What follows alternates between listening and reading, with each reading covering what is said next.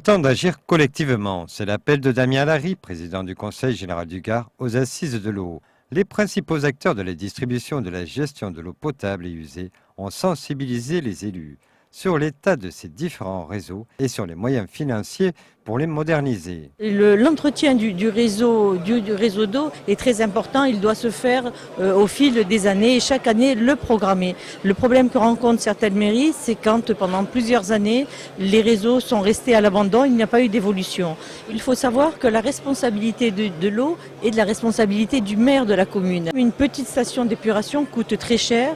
Les aménagements qu'il faut faire, il faut déjà avoir du foncier et au niveau des budgets des petites communes, eh bien, c'est toujours très dur à supporter. Beaucoup de maires nous contactent pour savoir déjà comment mener la procédure, quelles sont les subventions qu'on peut avoir et quelle part sera laissée à la charge de la commune. Parce que si avoir 80% de subventions c'est bien, mais vu les prévisions, elles descendent. L'état des canalisations est pour le Conseil général une priorité. Je crois que la première des choses, c'est que la majeure partie des réseaux dans les communes rurales, entre autres, est obsolète. Ce sont des réseaux qui ont été faits pour la majeure partie après la dernière guerre.